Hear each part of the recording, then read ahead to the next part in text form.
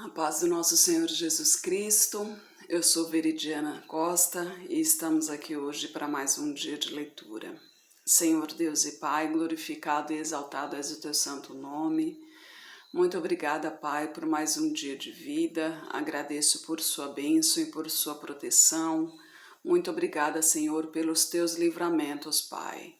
Nos abençoe nesta leitura, que cada palavra sua, Senhor, seja inspiração e ensinamento em nossas mentes e em nossos corações, Pai. Nos direcione sempre a Ti, em nome de Jesus. Lembrando que a gente está no livro de Isaías, né, que é um livro de profecias. É um livro que não exige nenhuma explicação, né, porque são profecias, né, são profecias contra as cidades, né. Então, as profecias são coisas que serão acontecimentos, são acontecimentos futuros, né? E essas profecias, ou seja, são vindas de Deus, né? Diretamente de Deus para os seus profetas, né? Que é uma coisa que a gente tem que ficar de olho, né? Como a palavra de Deus diz, vigiai e orai, a gente tem que prestar muita atenção, porque tem os falsos profetas, mesmo nos dias de hoje ainda existem os falsos profetas, né? Do jeito que tem os profetas verdadeiros, que sim, ainda existe sim os profetas verdadeiros. Hoje em dia é difícil até, com tanta coisa acontecendo, é difícil a gente achar os profetas verdadeiros, porque o nome de Deus é tão falado em vão, né? É tão usado, é tão vendido o nome de Deus, que a gente acaba se perdendo um pouco, né? A gente acaba viajando um pouco aí, mas tem sim, nos dias de hoje, tem sim profetas do Senhor, os profetas verdadeiros, mas tem muitos profetas falsos, né? E a gente sabe quais são, pelo que os que falam em nome de Deus, de acordo com o que está na Bíblia, obviamente, né? Porque os profetas de Deus, eles andam de acordo à Bíblia, eles não fogem da Bíblia uma vírgula sequer, um acento sequer, e o que eles profetizam em nome de Deus realmente acontecem, né? Realmente realiza, ao contrário dos falsos profetas, né? Então, vigiai e orai sempre, né? Não acredite em tudo que te dizem, porque na hora da agitação ali, na hora do fervor, podem falar coisas ali, na hora da empolgação, podem dizer coisas ali, achando que está profetizando, e no final das contas ali está falando somente coisas que você quer ouvir, né? E você coincide também muitas vezes da pregação, falar sobre algum assunto que pode estar relacionado a você, mas não quer dizer que isso é uma profecia para você, não quer dizer que ele está realmente falando com você. Pode ser uma coincidência, como também pode ser que Deus esteja falando com você, mas aí é entre você e Deus, é você que tem que conversar com Deus, é você que tem que perguntar para Deus se essa mensagem realmente é para você. Você que na hora vai sentir em seu coração se a mensagem é diretamente a você ou não, né? Então você tem que ter, por isso que é importante a gente se concentrar bem na palavra do Senhor. Por isso que é importante, quando você estiver conversando com Deus, quando você estiver ouvindo a palavra do Senhor, você se concentrar bem na palavra do Senhor, se concentrar bem. Quando vai à igreja, por exemplo, é muito importante você desligar o celular. Quando você vai orar no seu quarto, você desligar o celular, desligar a TV. No caso, se você tem família, tem crianças, por exemplo, criança não tem como segurar, ela tem o tempo dela, tem animais, eu, por exemplo, tenho uma só, de vez em quando ela dá uma brincadeirinha aqui que acaba me desconcentrando um pouquinho, eu tento, mas é dela, não tem como impedir. Antes eu tinha outra aqui, que ela, nossa, ela me exigia uma atenção plena, que era difícil, então era uma luta muito grande para eu conseguir orar, para eu conseguir fazer uma leitura. Mas aos pouquinhos ela foi se adaptando, aos pouquinhos, tanto que quando era final de ano, por exemplo, ela tinha muito medo de fogos. Eu falo tinha porque ela já faleceu, né? Ela tinha muito medo de fogos, e o que acalmava ela era a leitura bíblica, que eu meia-noite, aliás, antes da meia-noite, eu já começava 11 horas da noite, até antes mesmo eu começava a leitura bíblica, ficava lendo ali, deitada no colchão ao lado dela. E quando dava meia-noite, eu me ajoelhava, antes da meia-noite eu me ajoelhava ali, ficava ao lado dela, abraçada com ela, e ficava orando, mas ali não tinha jeito. A minha oração sempre era um olho fechado e o outro aberto nela, porque ela se assustava demais, eu não podia, não tinha como eu deixá-la, ela sofria demais. E obviamente Deus entendia a situação ali, até mesmo porque meu coração estava em Deus, né? Então há situações, né? Agora, se você tiver, então, nesses casos, por exemplo, que durante o dia ou até mesmo na hora de dormir você não consegue se concentrar em Deus ali, que não tem, que foge ao seu controle, então que seja na hora de dormir, exatamente na hora que você for deitar, que realmente ninguém vai te atrapalhar, que seja 5 minutinhos, porque o que manda não é a quantidade, é a qualidade. Porque tem gente que fica 1, 2, 3, 4, várias horas orando. Mas a palavra de Deus diz que quando você ora, para você tomar cuidado quando você ora, para você não se tornar repetitivo. Então, coisas que podem acontecer quando você fica muito tempo orando, por exemplo. Eu mesmo não consigo ficar várias horas orando, porque eu sei que se eu ficar várias horas orando, eu vou me tornar repetitiva. Até mesmo porque minha memória, eu tenho problema de memória, então eu vou esquecer que eu falei daquilo lá. Então eu tenho que me concentrar bem em quem eu tô orando, para quem eu tô orando, para não repetir. Lógico que oração nunca é demais, mas para não ficar repetitivo demais, porque Deus fala pra gente não ficar muito repetitivo, porque os pagãos é que fazem isso, né? Então a gente não pode ficar repetitivo, tanto que ele ensinou o Pai Nosso, mas não é pra gente toda vez que ficar orando o Pai Nosso. Não é só para orar o Pai Nosso. O Pai Nosso é para fazer uma oração, inclusive tem até aqui um dos salmos aqui, não me recordo qual, acho que se eu não me engano é o Salmo 91, que ele fala que é oração de sábado, né? Que é uma oração para ser feita no sábado, que eu acho interessante isso. Mas a oração é para você orar aquilo que está dentro do seu coração, é para você expressar a sua vontade ali, o seu desejo, é para você louvar, é para você adorar, para você expressar o seu sentimento que você está naquele momento ali.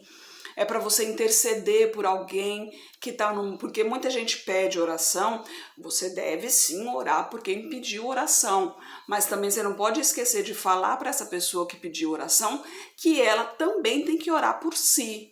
Porque não adianta somente eu orar por você, sendo que você mesmo não procura Deus.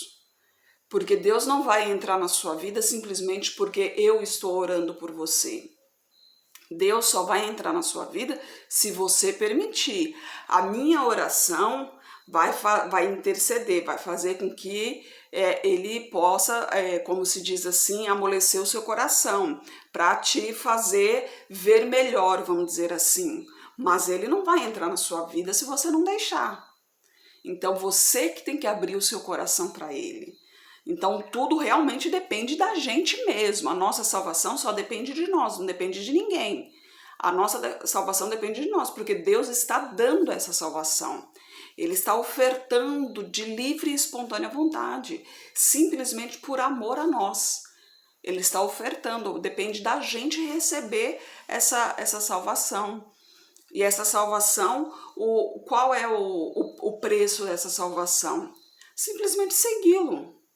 Tem as regras, obviamente, mas todos os lugares que você vai tem regras. Se você não seguir as regras, você não é bem-vindo naquele lugar. A vida é assim, qualquer lugar que você for. Com Deus não é diferente, tem as regras dele, você tem que seguir as regras dele. Se você vai na casa do seu vizinho, tem as regras ali. Você para entrar, tem lugares que não deixam você entrar com o pé descalço, tem lugares de um restaurante, por exemplo, que só pode entrar com esporte fino, você não pode entrar sem camisa, hoje em dia, devido à pandemia, você não pode entrar sem máscara. Então tem regras, você tem que respeitar as regras. Você vai servir a Deus? Então, servir a Ele, somente a Ele, adorar somente a Ele, não mentir, não roubar, não furtar, não ter inveja, não falar mal do seu vizinho, sempre procurar ajudar quem precisa, não desamparar ninguém, não ficar invejando ninguém. São coisas do dia a dia, vivenciar a moral e os bons costumes. Coisas de antigamente, lembra que antigamente isso existia, não precisava ser ensinado, né? Antigamente a gente já nascia com isso. Hoje em dia, infelizmente, os bons costumes precisam ser ensinados, porque a gente já vê crianças mal sabem falar, já tá dando tapa no rosto dos pais. E os pais, ao invés de ensinar, de chamar a atenção dos filhos, para ensiná-los que não se deve fazer isso, eles dão risada, acha bonitinho. A criança aprende uma palavra de baixo calão, ao invés de chamar a atenção da criança, dá risada porque acha bonitinho. As músicas que tocam para as crianças ouvirem são músicas que denigrem a imagem da mulher. A maioria delas denigrem a imagem da mulher. Outras não fazem sentido algum. Antigamente as músicas eram poesias. Então tudo depende de nós mesmos. A boa convivência a gente tem que ter com o nosso próximo. E Deus, infelizmente hoje a gente tem que ensinar isso, né? Mas essas coisas antigamente já nascia com a gente, né? Como aquela história, o caráter vem de berço. E a boa índole também vem de berço. O caráter e a boa índole vem de berço, mas os bons costumes antigamente eram de berço, mas hoje em dia há inversão de valores. Então você tem que tomar muito cuidado hoje, principalmente vocês que são pais, né, que têm crianças pequenas, tome muito cuidado com o que o seu filho vê no celular. Às vezes mesmo desenhos, principalmente os desenhos de antigamente, eles ensinavam a dividir os seus brinquedos, a dividir os seus alimentos, a respeitar os seus colegas, a respeitar os mais velhos. Hoje em dia não. Hoje em dia ensinam a rebolar, ensinam a abaixar até o chão. Então tome muito cuidado, procure ensinar aos seus filhos os verdadeiros valores. Isso agrada a Deus. E quando você agrada a Deus, obviamente, Ele vai devolver esse agrado em proteção e em bênçãos.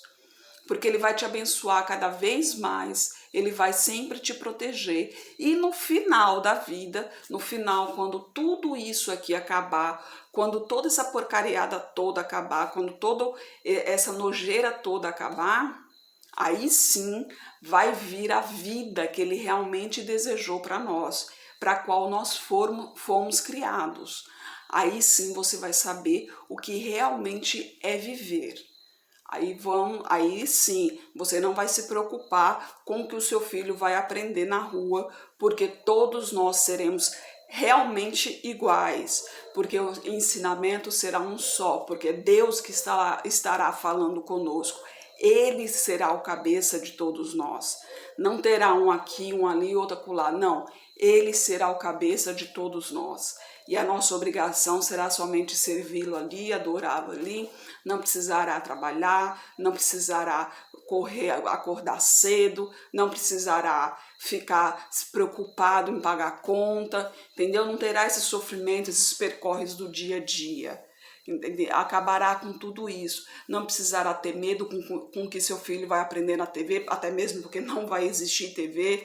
Inclusive em questão de filhos também não vai ter essa preocupação com filho, com marido, porque na Bíblia fala que não vai ter esse grau de parentesco. Na Bíblia explica que seremos todos, eu não me recordo exatamente como vai ser, mas não fala que não vai ter grau de parentesco, não vai ter familiar, seremos toda uma família só, né?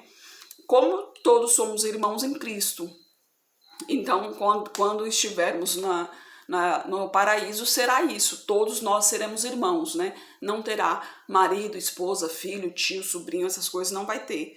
E será maravilhoso isso, né? Agora, para não prolongar demais, Vamos ler hoje, eu vou ler só um capítulo aqui para não... Senão vai ficar sem leitura hoje. A profecia vai ser contra Jerusalém.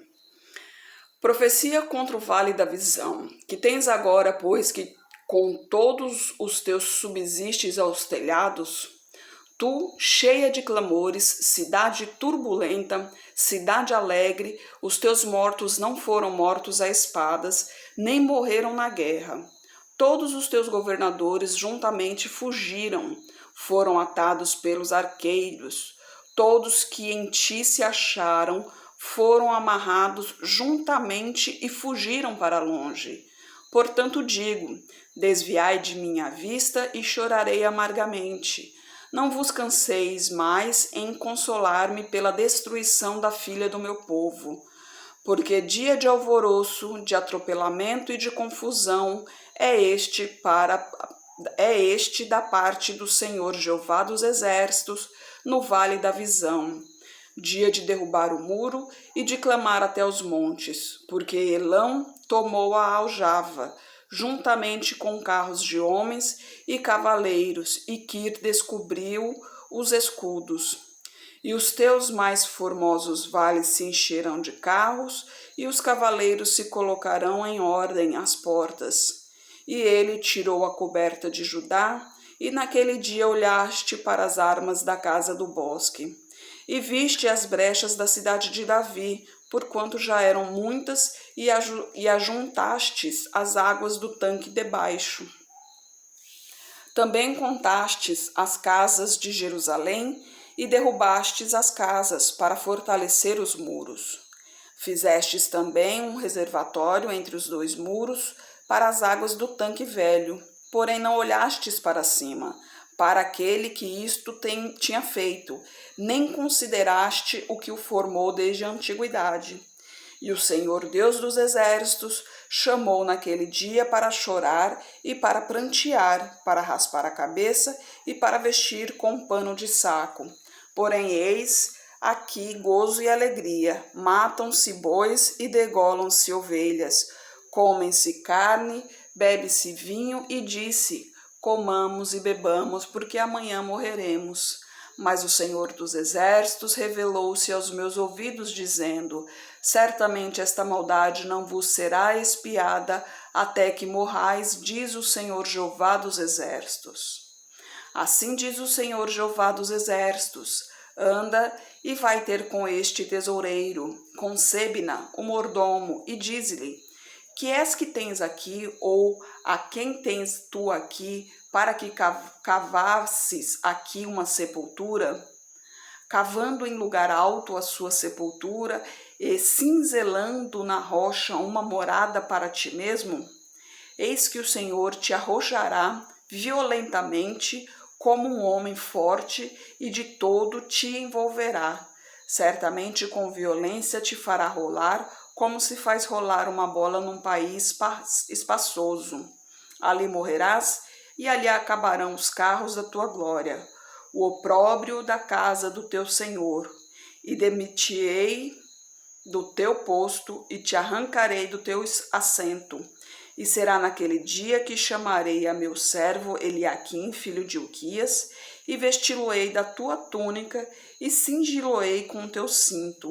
Então entregarei nas suas mãos o teu domínio, e será como pai para os moradores de Jerusalém e para a casa de Judá. E porei a chave da casa de Davi sobre o seu ombro. O que ele abrir, ninguém fechará, e o que fechar, ninguém abrirá. E fixá-lo-ei como a um prego num lugar firme, e será como um trono de honra para a casa de seu pai. E nele pendurarão toda a honra da casa de seu pai, a prole e os descendentes, como também todos os vasos menores, desde as taças até os frascos. Naquele dia, diz o Senhor dos Exércitos, o prego fincado em lugar firme será tirado, será cortado, cairá, e a carga que nele estava se desprenderá, porque o Senhor disse.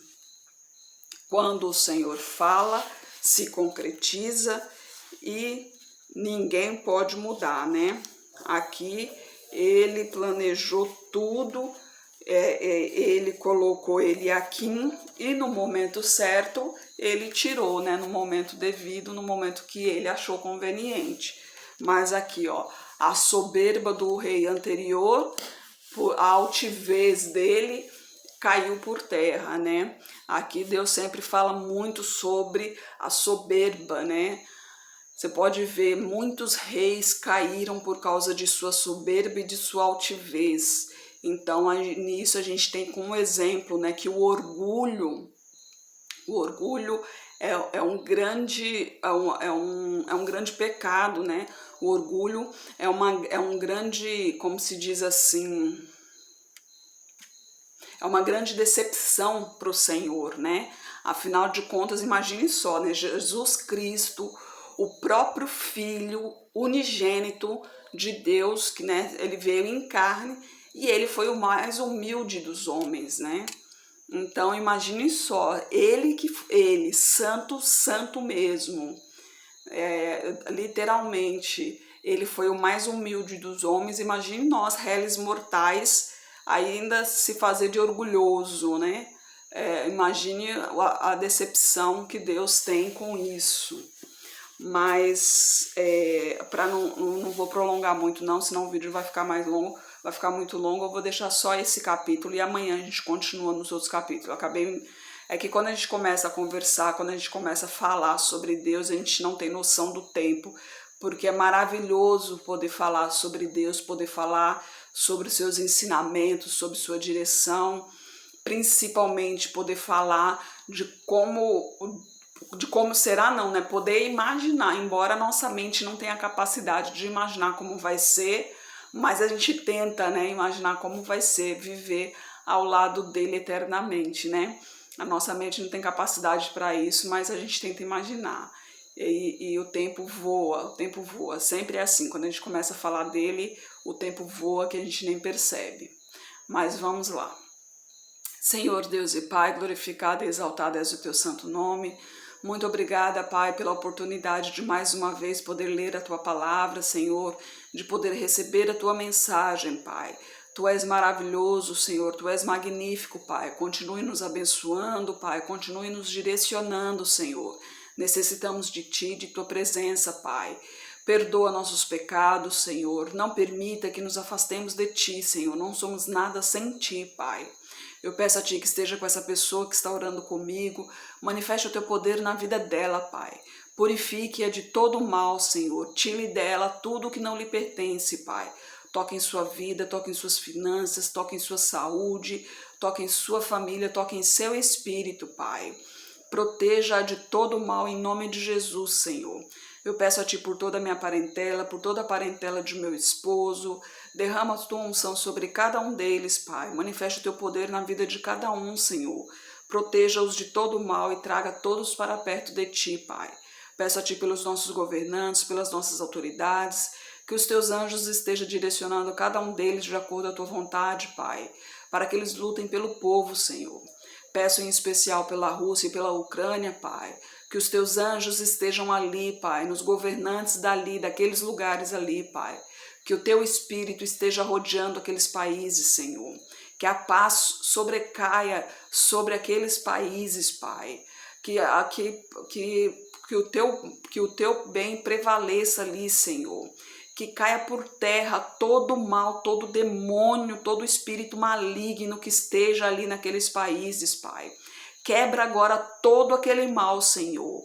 Toda a maldição que esteja naqueles países, em nome de Jesus, sai agora, Pai. Derrama a Tua unção ali, Senhor. Manifeste o Teu poder ali, Pai. Necessita de Tua presença ali, Senhor. É o que eu oro em nome de Jesus. Amém. Que Jesus Cristo esteja em seu coração e que Deus abençoe.